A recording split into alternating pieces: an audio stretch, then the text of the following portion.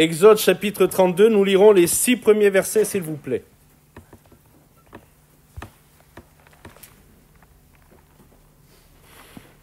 Nous sommes toujours dans cette série de réflexions que j'ai intitulée « Afin qu'il me serve ». Afin qu'il me serve. Et je rappelle rapidement que ce fut ce que Moïse a déclaré à Pharaon lorsqu'il a été question de la libération du peuple de Dieu. Lorsque Moïse s'est présenté devant Pharaon, le but de la délivrance, de la libération était afin que le peuple de Dieu serve Dieu. Lui qui avait été en esclavage depuis 40 années, qui était sous le joug de Pharaon et qui forcément ne pouvait pas servir Dieu librement, eh bien voilà que Dieu envoie un libérateur en la personne de Moïse. Et je rappelle, le but de la délivrance, c'était afin que le peuple de Dieu serve désormais Dieu. Et nous avons déjà partagé certaines choses lors de nos derniers messages. Nous avons vu la libération miraculeuse de ce peuple. Vous savez que Pharaon n'a pas voulu lâcher ce peuple, mais Dieu est intervenu de façon glorieuse et puissante jusqu'à cette dernière plaie qui est venue décimer tous les premiers-nés qui étaient en Égypte. Le peuple de Dieu a été préservé car, vous le savez, c'est là d'où vient le mot Pâques, Pessa, passé par-dessus. Le peuple de Dieu a mis du sang sur les linteaux et les portes de la maison, et quand l'ange exterminateur passait, il voyait le sang, ça prophétisait, typifiait le sang de Jésus, et voyant le sang, les premiers-nés de la maison étaient épargnés. Donc Pharaon a lâché son peuple, a libéré le peuple de Dieu, et de façon glorieuse, avec, j'y reviendrai dans quelques instants, l'intervention évidente de Dieu. Et puis, on a vu la semaine dernière qu'avant de servir, il y a eu un temps de consécration, de mise à part. On a parlé de la sainteté nécessaire pour servir Dieu. Et ce matin, nous allons voir ensemble ce qu'on peut appeler un échec dans le service. Voilà que le peuple de Dieu qui a été délivré du joug de Pharaon, appelé à se mettre au service de Dieu, est tombé, c'est ce que nous allons lire, dans une idolâtrie grossière. C'est vraiment très grossier, c'est pas du tout fin.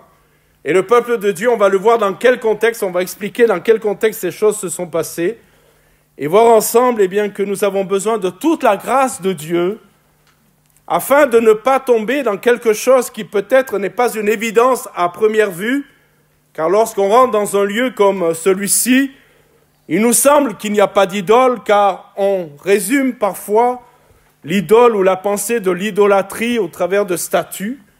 Mais le Seigneur nous interpelle au travers de cet événement pour nous rappeler que nous ne devons pas devenir idolâtres. Et ce n'est pas quelque chose qui est réservé aux autres religions, mais quelque chose qui peut aussi nous atteindre et voir comment le Seigneur veut nous alerter dans ce domaine. Exode chapitre 32, nous lisons les 6 premiers versets.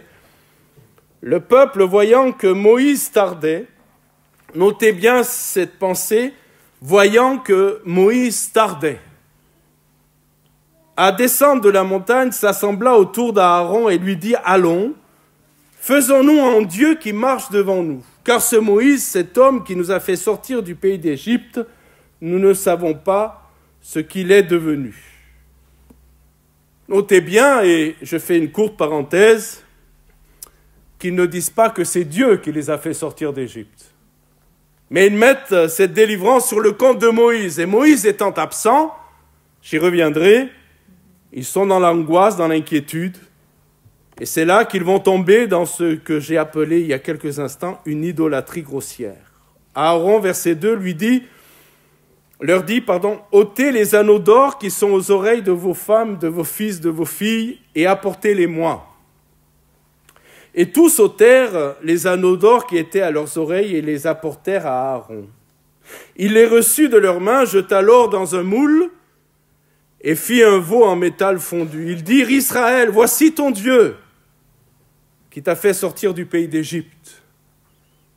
Lorsque Aaron vit cela, il bâtit un autel devant lui et il s'écria, demain, il y aura fête en l'honneur de l'Éternel. Le lendemain, Ils se levèrent de bon matin, ils offrirent des holocaustes et des sacrifices d'action de grâce.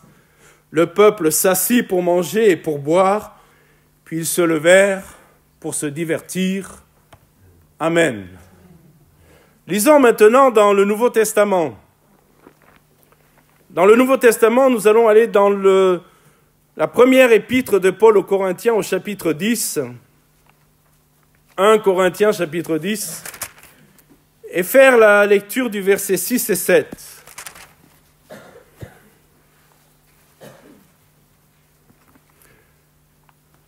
Parlant de ces événements, l'apôtre Paul, dans sa première épître aux Corinthiens, une église qui a besoin d'être reprise et disciplinée, car cette église avait des attitudes qui n'étaient pas conformes à la volonté de Dieu. Paul va dire donc au verset 6, « Or ces choses sont arrivées pour nous servir d'exemple, afin que nous n'ayons pas de mauvais désirs comme ils en ont eu. Ne devenez point idolâtres, comme quelques-uns d'entre eux, selon qu'il est écrit, le peuple s'assit pour manger et pour boire, puis ils se levèrent pour se divertir. Amen. » Remarquez que Paul dit, ces choses sont arrivées pour nous servir d'exemple. Pas de modèle. Nous disions à la jeunesse il y a quelque temps qu'il y a une différence entre un exemple et un modèle. Un modèle est à suivre. Un exemple n'est pas forcément positif et n'est pas forcément à suivre. Et là, l'apôtre Paul rappelle aux chrétiens de Corinthe que les choses qui sont arrivées sont là pour nous servir d'exemple, c'est-à-dire pour nous éviter de tomber dans les mêmes travers. Voilà ce que dit l'apôtre Paul. Prenant ce qui s'est passé lors de ce qu'on va appeler la rébellion du veau d'or. Un autre texte, 1 Corinthiens 6, nous revenons un peu en avant dans l'épître aux Corinthiens. Et on va lire à partir du verset 6. Non, je me suis trompé, parce que je l'ai trouvé tout à l'heure. Verset 9, pardon. Verset 9, 1 Corinthiens 6, verset 9. « Ne savez-vous pas que les injustes n'hériteront point le royaume de Dieu ? Ne vous y trompez pas.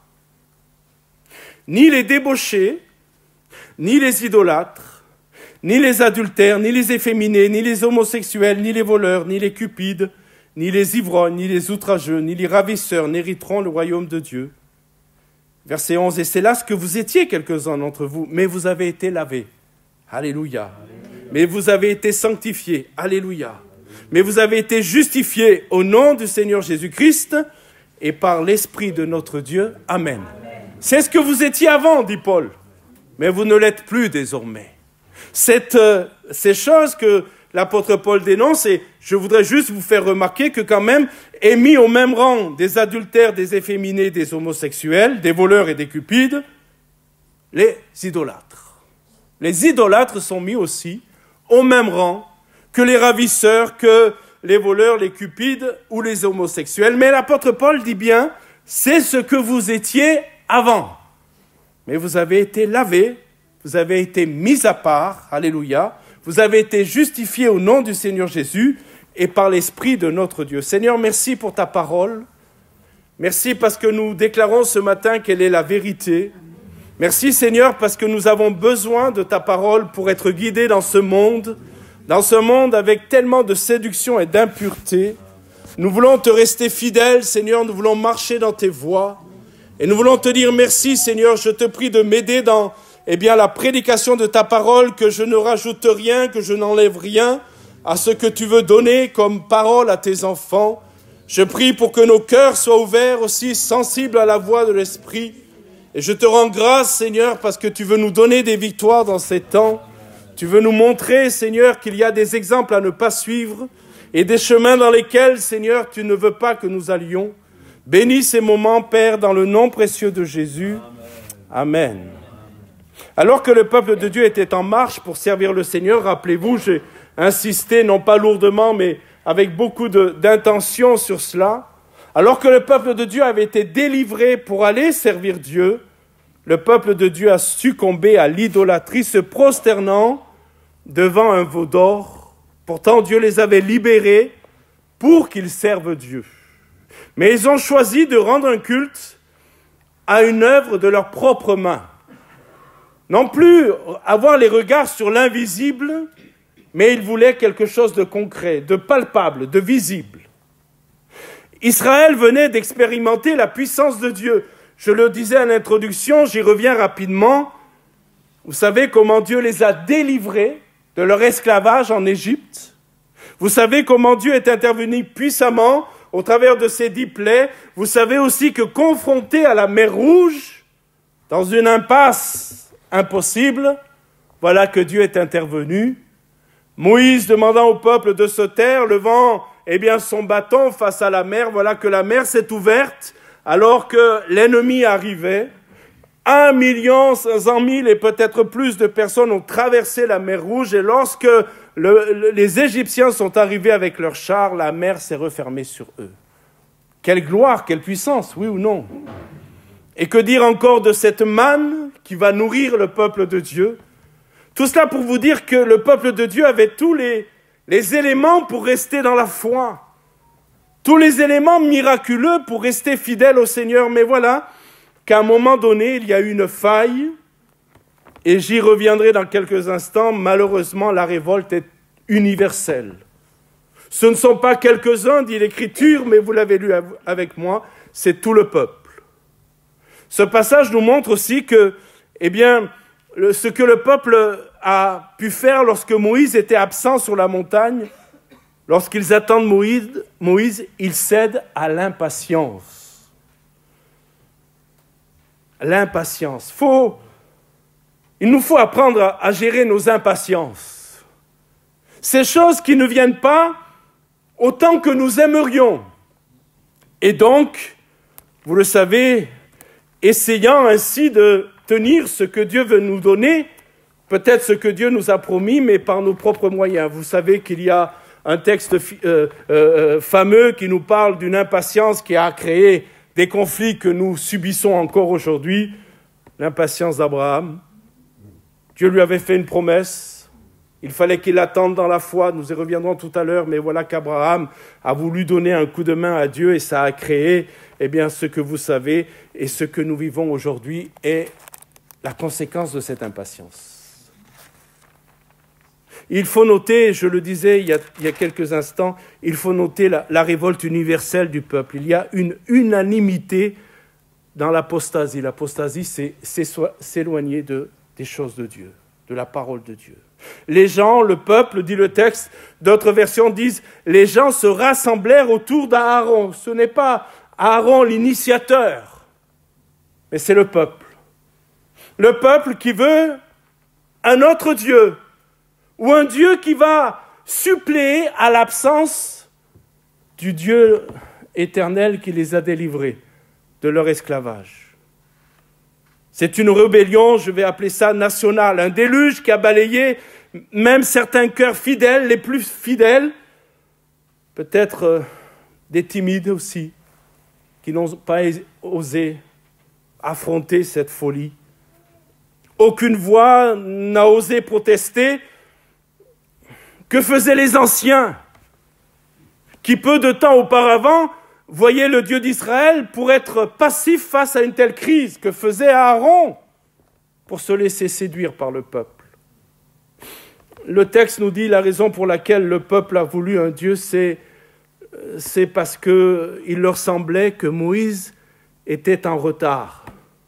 Verset 1er, le peuple voyant que Moïse tardait à descendre. Le retard de Moïse à revenir du mont Sinaï plonge le peuple de Dieu dans l'angoisse, le poussant à exiger une divinité visible. Il ne faut pas oublier que pendant 40 ans, ils ont été habitués à des divinités visibles. Et qu'il y avait en Égypte une multitude de dieux. Et que le Dieu qui les a délivrés était un Dieu invisible. Pas totalement, et nous en reparlerons dans quelques instants. Mais le peuple de Dieu s'est impatienté. J'ai beau lire et relire le texte, J'ai entendu un prédicateur qui disait que Moïse leur avait dit que ça prendrait 40 jours et qu'ils auraient pu patienter 40 jours. Or, rien dans l'Écriture me montre que Moïse leur avait dit que ça prendrait 40 jours, tout simplement parce que je ne suis pas convaincu, et je suis même convaincu que Moïse ne savait pas combien de temps cela allait prendre. Et si vous lisez le texte, le chapitre 32, vous allez vous rendre compte que Moïse est descendu quand Dieu lui a dit « Va voir ton peuple ». Je n'ai pas le temps de m'arrêter sur cela, mais Dieu ne dit pas « Va voir mon peuple », mais « Va voir ton peuple ». Vous savez, c'est comme des fois des parents qui parlent de leur enfant et qui disent « Ton fils a encore fait une bêtise ». Ouais, mais c'est ton fils aussi. Et ce temps béni, particulier que Moïse a vécu sur la montagne, dans la présence de Dieu, a été interrompu à cause de la révolte qu'il y avait dans la vallée. Et Dieu envoie rapidement Moïse pour aller régler l'affaire. Mais rien n'indiquait combien de temps Moïse allait rester sur la montagne. Le peuple de Dieu s'est impatienté, mais il n'y avait aucune indication. Et l'impatience est à la base du péché d'Israël. Ils ne peuvent pas attendre. Où donc est allé Moïse? Le texte nous dit, on ne sait même pas ce qu'il est devenu.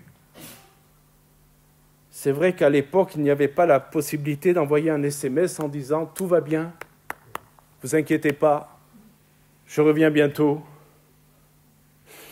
Il fallait patienter, il fallait attendre. Où est donc allé Moïse? Alors ils doivent avoir des dieux visibles. Ils veulent un Dieu, comprenez, je le mets entre guillemets, avec un visage, comme tout le monde. Écoutez bien cela. La dernière chose que ce peuple souhaitait, c'est d'être différent. Par leur nouvelle relation avec Dieu, ils étaient plus comme tout le monde. Ils étaient à part. Le but de Dieu était de faire de son peuple un peuple à part, et vous le savez, un peuple témoin. À part et témoin. Et l'intention de Dieu, c'était que le peuple de Dieu témoigne de Dieu, de sa sainteté, de sa grâce aussi et de son amour. Lévitique, chapitre 19, verset 2, nous dit quelle est l'intention de Dieu? Vous serez saints car je suis saint, moi l'Éternel votre Dieu. Dieu ne voulait pas qu'Israël ressemble aux autres nations, et en particulier, comprenez, Dieu ne voulait pas qu'Israël ressemble aux Égyptiens. Mais leur désir d'être comme les autres les a conduits à trahir leur alliance avec Dieu. Permettez-moi de vous dire ce matin que, de la même manière, l'Église d'aujourd'hui est appelée à être différente. Dieu veut faire de son Église un peuple différent. Alléluia. Un peuple mis à part. Un peuple qui ne pense pas comme les gens du monde. Un peuple qui n'agit pas comme les gens du monde. Un peuple qui marque sa différence, et marquant sa différence, l'intention de Dieu est toujours le même: faire de son peuple et de l'Église des témoins de sa grâce, de sa sainteté, de son amour. L'Église aujourd'hui est appelée à être différente, à ne pas se conformer aux standards du monde. Voilà pourquoi, mes frères et sœurs, au risque de vous choquer, je vais livrer mon cœur. Permettez-moi de vous dire que nous n'avons pas besoin des artifices du monde pour nos cultes. Nous n'avons pas besoin des fumigènes, d'une batterie de lumière, de rideaux noirs derrière. Nous avons besoin de la présence de Jésus et de la présence du Saint-Esprit. Et nous n'avons pas à copier le monde, nous avons simplement à rechercher la puissance et la présence du Saint-Esprit. Alléluia. Et au risque de vous choquer, permettez-moi de vous dire que le décorum n'est pas si innocent que cela. Laissons au monde ce qui est au monde et saisissons, nous l'Église, ce qui est du Saint-Esprit. Alléluia. 40 jours d'attente. 40 jours, c'est long et court à la fois. Pourquoi je dis cela? Parce que quand vous savez ce qui se passe sur la montagne, c'est pas si long. savez ce qui se passe sur la montagne? Dieu a pris des tables de pierre et il est en train d'écrire ses commandements. C'est lui-même qui les écrit sur les tables de pierre. C'est pour ça que je dis, c'est long et court à la fois quand on sait ce qui se passe sur la montagne. C'est pas rien quand même de recevoir les tables de la loi écrites par Dieu lui-même. Permettez-moi de vous dire que c'est des temps où on doit prendre le temps. Mais dans la vallée, ils ne sont pas conscients de cela. Nous devons veiller, je répète ceci, nous devons veiller à nos impatiences. Écoutez bien, Dieu ne se presse pas, mais il n'est jamais en retard. Amen. Écoutez cela. Dieu ne se presse pas, il n'a pas besoin de se presser, Dieu. Vous savez, nous, des fois, on a des rendez-vous, on est pris par nos activités, on regarde l'heure, on se dit, je vais être en retard, là, on se presse. Mais Dieu n'est pas comme nous, Dieu ne se presse pas. Dieu maîtrise les temps et les circonstances, alléluia. Dieu n'est pas pris au dépourvu par ce qu'il se passe dans ta vie, mon frère, ma sœur. Amen. Dieu n'est pas dépassé par ce qui se passe dans ta vie. Et je répète volontiers, écoutez-moi bien, Dieu ne se presse pas, mais il n'est jamais en retard. Et toujours à l'heure. Il y a des moments dans nos vies où il y a comme des silences de Dieu. Vous est-il arrivé, en tout cas ça m'est arrivé, où je priais, je cherchais Dieu, et j'avais comme le sentiment que Dieu restait silencieux. Peut-être est-ce moi qui n'étais pas à l'écoute, ou peut-être le Seigneur ne parlait pas, me demandant de me confier par la foi simplement à sa bonté, sa miséricorde et sa providence. Parfois, nous avons le sentiment, je répète bien, le sentiment de l'absence de Dieu. Dieu nous semble absent, mais Dieu n'est jamais absent.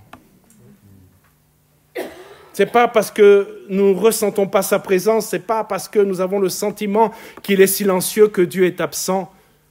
Mais dans ces moments où c'est un ressenti, il faut faire une différence entre le ressenti et la réalité. Voilà pourquoi nous devons nous méfier de ce que nous ressentons, aussi bien dans un sens que dans l'autre. Le peuple de Dieu devait attendre le retour de Moïse, mais celui-ci s'est impatienté. J'aime beaucoup ce verset qu'on va lire dans Lamentations, chapitre 3, verset 26. Un verset qui nous aidera certainement dans nos temps de silence, dans nos temps de sentiment d'absence de notre Dieu. Il est dit, il est bon d'attendre en silence le secours ou le salut de l'Éternel. Il est bon d'attendre en silence. Et mes frères et sœurs, le peuple d'Israël aurait dû attendre en silence le secours de l'Éternel. Ils ont commencé à parler. Ils ont commencé à rompre le silence parce qu'ils étaient dans cette attente angoissante. Au lieu de rester dans le silence, ils ont commencé à parler et ce qu'ils ont dit, ils ont amené à cette idolâtrie grossière. C'est difficile d'attendre dans les moments d'épreuve, vrai ou pas? C'est difficile d'attendre. Parfois, la vie peut être pleine de tumultes, de défis qui nous laissent perplexes et découragés. Dans ces moments, il est naturel de chercher des réponses, de vouloir une solution immédiate à nos problèmes. C'est naturel de vouloir des réponses. Cependant, la Bible nous enseigne que Dieu agit, écoutez-moi bien, selon son temps et non le nôtre. Et c'est ça qui est difficile. C'est que Dieu a un temps. Et vous en avez tous fait l'expérience d'être dans l'attente de l'intervention de Dieu. Dieu est intervenu et avec le recul, vous vous êtes dit, en tout cas moi j'en ai fait l'expérience, en fait Seigneur, c'était le bon temps. Tu as agi au bon moment. Le psaume 127, verset 14 nous encourage et nous dit « Espère en l'Éternel. Fortifie-toi et que ton cœur s'affermisse. Espère en l'Éternel. »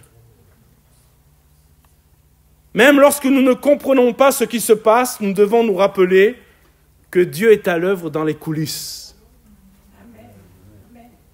Si vous allez à un spectacle, quel qu'il soit,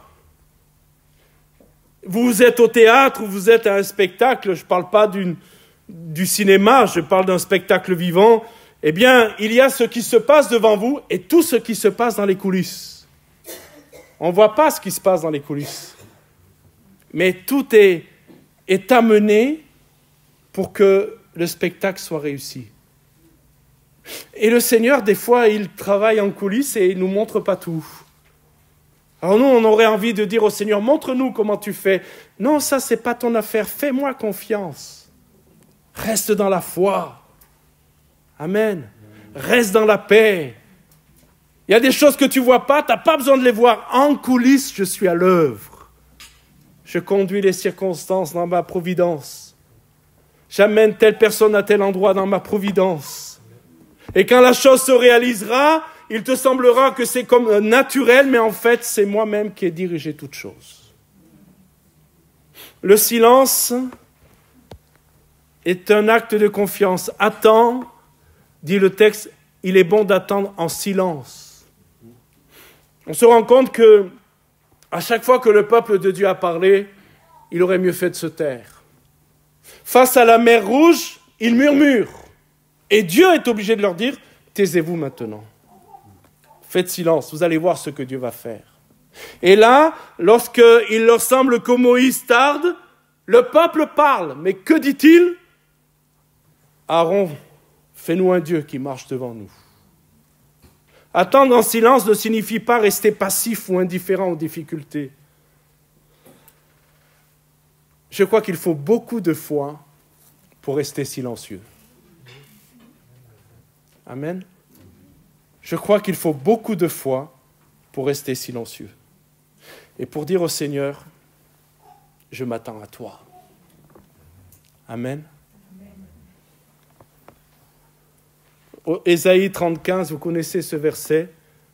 Ésaïe 30, nous dit, car ainsi a parlé le Seigneur l'Éternel, le Saint d'Israël. C'est dans la tranquillité et le repos que sera votre salut. C'est dans le calme et la confiance que sera votre force. Attendre en silence le secours de l'Éternel, c'est placer notre confiance en Dieu et de croire qu'il travaille pour notre bien, même si nous ne voyons pas immédiatement les résultats. Amen. Il travaille pour notre bien, même si nous ne voyons pas immédiatement le résultat. Maintenant, revenons-en à l'idolâtrie et à ses conséquences. L'adoration du veau d'or n'est pas simplement une erreur.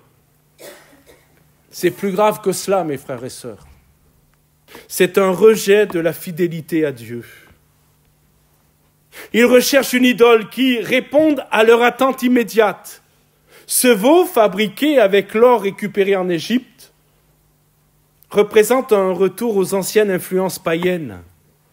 Et écoutez bien, je vais vous le démontrer dans quelques instants, une tentative de manipuler le divin selon leurs propres désirs. Écoutez bien cela, une tentative de manipuler le divin selon leurs propres désirs. Je vais faire une remarque. Cette remarque, je vais le faire devant le Seigneur. Et je pèse mes mots. Ils ont donné tout leur or, fils, filles, hommes, pour se faire un veau d'or. Et je remarque qu'ils ont donné l'or pour faire une idole. Ils ont été généreux pour leur idole. Ils ont donné tout leur or. Généreux. Lorsqu'il y a de l'idolâtrie dans le cœur d'un enfant de Dieu, on se rend compte que celui-ci peut être très généreux pour les idoles du monde, mais avare pour l'œuvre de Dieu. Et ce que je vais vous dire est biblique. Où et à qui nous donnons notre argent révèle qui est notre Dieu. Car le Seigneur a dit, là où est ton trésor, là aussi est ton cœur. Je ferme la parenthèse. Ils ont eu de l'argent pour leurs idoles. Si nous investissons davantage dans les choses du monde que dans l'œuvre de Dieu, cela montre où est réellement notre foi et nos priorités. Dieu nous appelle sans nous dépouiller, sans nous mettre en difficulté financière, mais, pardon de le dire, Dieu nous appelle à se tenir son œuvre pour que son royaume puisse avancer. Alléluia.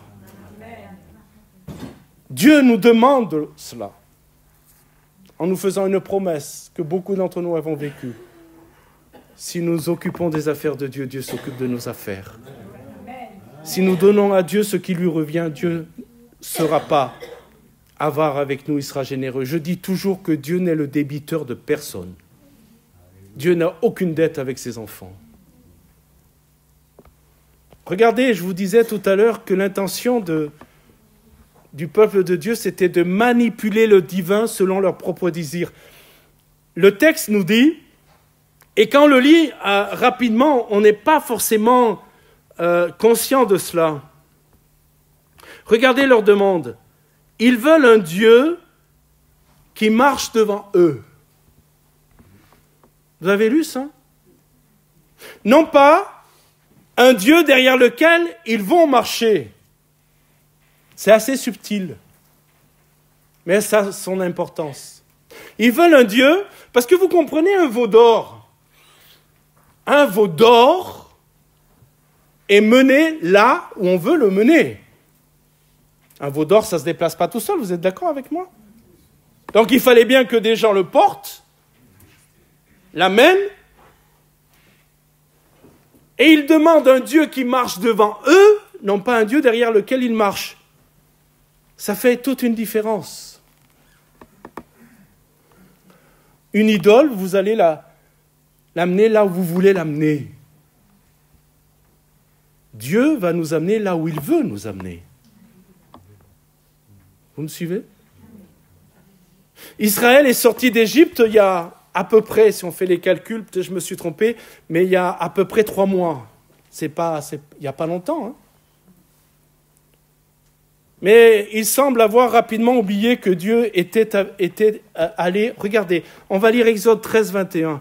Regardez bien. Dieu allait devant eux dans une colonne de nuée le jour, vous le savez? C'est pour ça que je vous disais tout à l'heure que le Dieu qui les avait délivrés était un Dieu invisible. Pas tant que ça. Oui, Dieu en personne n'était pas visible, mais il avait envoyé une colonne de nuée le jour pour les guider dans leur chemin et une colonne de feu la nuit pour les éclairer afin qu'ils puissent marcher jour et nuit. Et ils suivaient la colonne. Quand vous lisez le texte, eh bien, ils se déplaçaient selon la direction de la colonne et au temps de la colonne. Et regardez bien, à cause de l'absence de Moïse, maintenant ils veulent un Dieu, non pas qui les dirige, mais un Dieu qu'ils vont diriger. Non seulement ils ont oublié que Dieu les avait précédés, mais ils ont oublié aussi, vous le vérifierez, ils ont oublié aussi qu'ils s'étaient même tenus derrière eux pour les protéger des Égyptiens qui autrement les auraient massacrés. Devant la mer Rouge, il y a la colonne qui est venue et qui a gardé loin le peuple ennemi égyptien du massacre. Pensez à cette scène. Ils étaient au pied du mont Sinaï et sans aucun doute, la gloire de Dieu, ce qu'on appelle la Shekinah, était encore manifeste. Même de loin, ils voyaient là où était Moïse, la manifestation de la gloire de Dieu. Et pourtant, ils veulent quelque chose ils veulent un Dieu à eux maintenant. Quelque chose qui les précède. Alors, Dieu va se mettre en colère. Exode 32, regardez bien.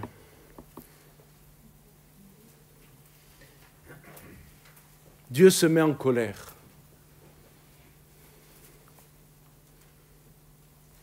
On peut le comprendre. Exode 32, versets 9 à 14, nous lisons ce texte. L'Éternel dit à Moïse, je vois que ce peuple est un peuple au cou raide. Maintenant, laisse-moi, ma colère va s'enflammer contre eux et je les consumerai. Mais je ferai de toi une grande nation. Moïse n'a pas dit, ok, on fait comme ça, Seigneur. Détruis-les, et puis moi j'ai de la promotion. tu vas faire de moi une grande nation. Ma descendance va remplacer ces gens-là. Et Moïse implora l'Éternel. Regardez ce que Moïse met en jeu. On parlera dans quelque temps de l'intercession de Moïse. Moïse implora l'Éternel son Dieu et dit « Pourquoi, ô Éternel, ta colère s'enflammerait-elle contre ton peuple que tu as fait partir du pays d'Égypte par une grande puissance et par une main forte ?